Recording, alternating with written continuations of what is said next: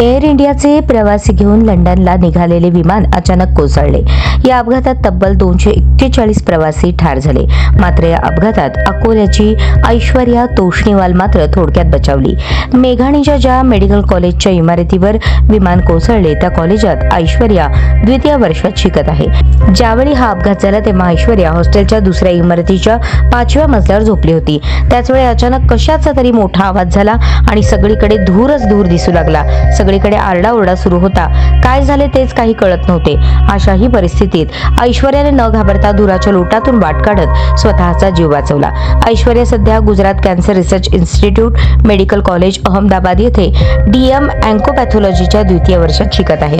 घटना घडण्याच्या एक दिवस आधीच ती आजोबांचा वाढदिवस साजरा करून परतली होती। ज्यावेळी अपघात झाला तेव्हा ती झोपेत होती, परंतु मोठ्या आवाजाने तिला जाग आली। डोळे उघडून पाहिले तर सगळीकडे धूरच धूर होता। परिस्थिती पाहून तिने स्वतःला एका चादरीत गुंडाळून घेतले। धुराच्या लोटातून वाट काढत 5व्या मजल्यावरून खाली उतरून जीव वाचवला।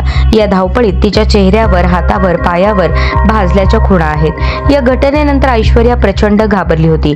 तशाच स्थितीत तिने वडील अमोल तोष्णीवाल यांना फोन केला। त्यांना देखील भीती वाटली। त्यांनी दुकान बंद केले आणि घर गाठले। टीव्ही सुरू केला। टीव्हीवर याच बातम्या सुरू होत्या। देवाच्या कृपेने आमची मुलगी एवढ्या मोठ्या अपघातातून वाचली, अशी प्रतिक्रिया वडिलांनी दिली आहे।